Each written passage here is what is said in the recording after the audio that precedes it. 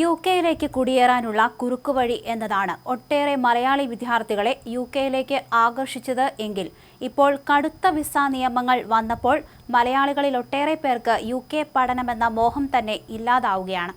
എന്നാൽ മറ്റു ഇന്ത്യൻ സംസ്ഥാനങ്ങൾ ആ കുറവ് നികത്താൻ തയ്യാറായതോടെ ഇപ്പോഴും ഇന്ത്യൻ വിദ്യാർത്ഥികൾ യുകെയിൽ ഏറ്റവും കൂടുതൽ വിസ സമ്പാദിക്കുന്ന വിദേശ വിദ്യാർത്ഥികൾ എന്ന കിരീടം സ്വന്തമാക്കുകയാണ്.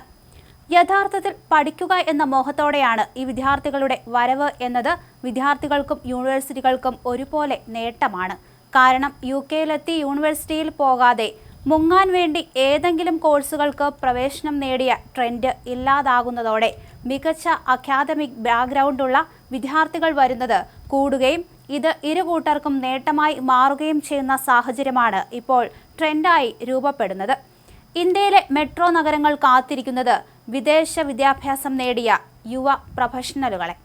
അമേരിക്കൻ പ്രസിഡന്റ് വിദ്യാർത്ഥികളെയും പ്രൊഫഷണലുകളെയും ഒക്കെ ആട്ടിപ്പായിക്കുന്ന നയം പുറത്തെടുത്തത് പൊതുവെ ഇന്ത്യക്കാർക്കിടയിൽ അതൃപ്തി വളർത്തി എന്നതാണ് യുകെ അടക്കമുള്ള സ്ഥലങ്ങളിൽ അവസരം തേടുക എന്ന നയത്തിലേക്ക് മാറാൻ കാരണമായത് എന്നാണ് നിരീക്ഷിക്കപ്പെടുന്നത്.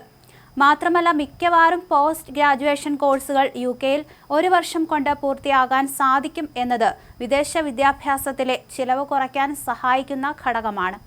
അമേരിക്കയിലും കാനഡയിലും നിർബന്ധമായി 2 വർഷം പഠിച്ചാലേ പോസ്റ്റ് ഗ്രാജുവേഷൻ പൂർത്തിയാക്കാൻ കഴിയൂ എന്നതാണ് വാസ്തവം. ഇതുമൂലം പഠന ചെലവും ജീവിത ചെലവും യുകെയേക്കാൾ ഇരട്ടിയോളമാകും ഈ 2 രാജ്യങ്ങളിലും.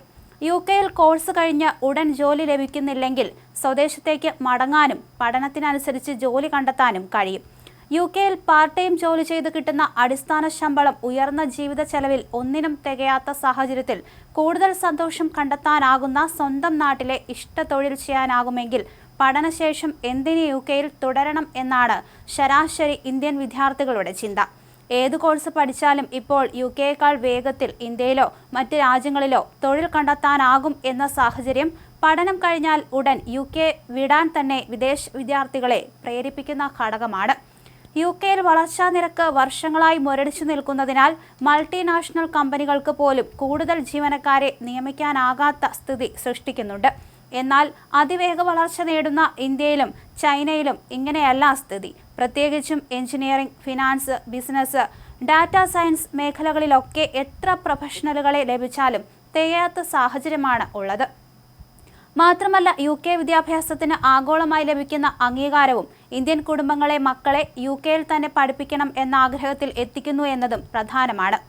മലയാളി കാണാത്ത കാഴ്ചകൾ മറ്റു സംസ്ഥാനക്കാർ കണ്ടറിയുമ്പോൾ യുകെ പഠനം വെറുതെയാകില്ല എന്ന ചിന്ത ശക്തമാണ്. വിദ്യാർത്ഥി വിസയ്ക്കായുള്ള കടുത്ത നിയമങ്ങൾ മലയാളികൾ ഒഴികെയുള്ള ഇന്ത്യക്കാരിൽ സ്വാധീനിച്ചിട്ടില്ല എന്നാണ് കഴിഞ്ഞ 1 വർഷത്തെ കണക്കുകൾ വെളിപ്പെടുത്തുന്നത്. ഹോം ഓഫീസ് പുറത്തുവിട്ട കണക്കുകൾ അനുസരിച്ച് ഏകദേശം 1 ലക്ഷത്തോളം ഇന്ത്യൻ വിദ്യാർത്ഥികളാണ് യുകെയിൽ എത്തിയിരിക്കുന്നത്. ഇത് മറ്റേതു രാജ്യത്തെക്കാളും ഉയർന്ന നിരക്കാണ്.